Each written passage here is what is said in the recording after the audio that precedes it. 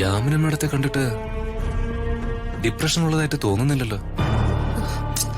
ഇതൊക്കെ മെന്റലായിട്ടുണ്ടാവുന്ന ഡിസോർഡർ അല്ലേ Raju? Mood stabilised ആകാതെ വരുമ്പോ. എന്നാലും യാമിന മേഡത്തിന് അങ്ങനെ ഒരു അസുഖം വരാൻ ചാൻസ് കുറവ്.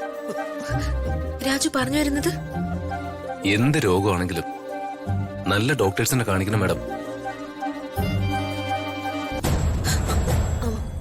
അയ്യോ സോറി ചേട്ടാ. ചേട്ടൻ എന്നോട് സംസാരിക്കാൻ വരുമ്പോഴൊക്കെ എനിക്ക് ഓരോ തിരക്കുകളാ. I'm extremely sorry. അവിടുത്തെ വിവരങ്ങളെല്ലാം അപ്പപ്പോ അറിയിക്കണമെന്ന് മോൾ എന്നോട് പറഞ്ഞായിരുന്നു. ഞാൻ വിളിക്കുമ്പോഴോ പറയാൻ വരുമ്പോഴോ അത് കേൾക്കാനുള്ള ക്ഷമ മോള് കാണിച്ചിരുന്നില്ല.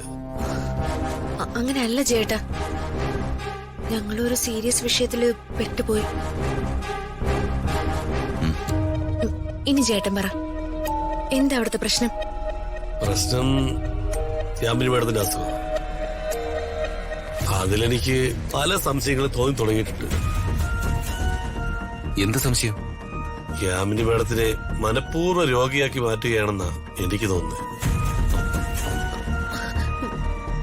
മനഃപൂർവ്വ രോഗിയാക്കി മാറ്റുന്നെന്നോ? ആര്? ആംബിക മേഡം.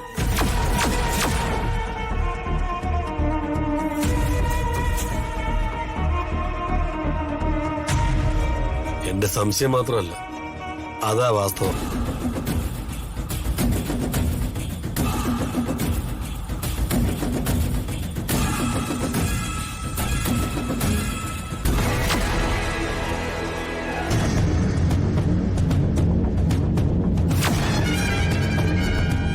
അവളെ ഞാനൊരു ഭ്രാന്തിയാക്കാൻ പോവാ.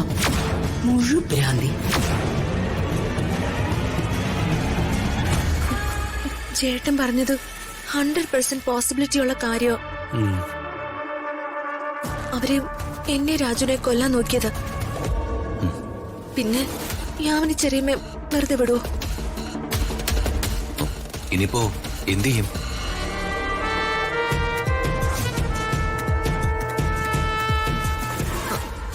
ഈ ഓപ്പറേഷൻ എനിക്ക് വിട്ടേക്ക് രാജു. ഇത് ഞാൻ കൈകാര്യം ചെയ്തോളാം.